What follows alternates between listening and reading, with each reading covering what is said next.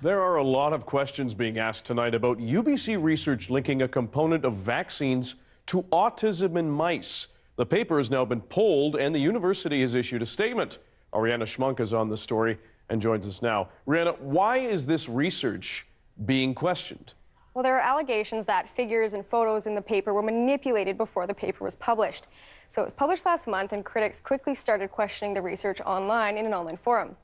Most noticed that one figure was the same one used in an older study by the same authors, Chris Shaw and Lucia Tomlanovic. Chris Shaw says he and his team looked at those accusations and then they ran their own analysis of the paper to double-check their work. Shaw claims that's when they realized that figures in the study weren't quite right. And one doctor who saw the paper and the criticisms says it's obvious that something was wrong. Photos don't change themselves. The images have been manipulated according to what I've seen, and I would argue he's agreed with that because he's actually retracting the paper.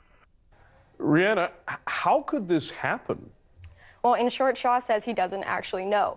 So he told us that he can't confirm how the figures were allegedly altered because the original data he needs for comparison isn't at the UBC lab anymore.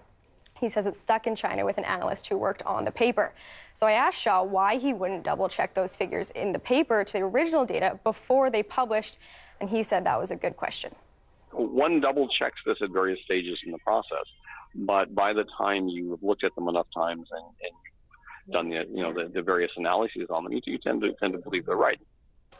Rihanna, this work was affiliated with UBC. What does the university have to say about this? Well, UBC says it can't comment on this particular case due to privacy laws, but it did say that it will investigate if allegations are warranted, and if misconduct is determined, they said there's a few steps they can take.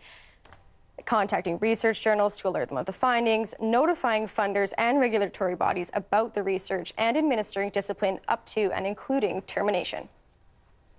All right, Rihanna Schmunk, thanks very much.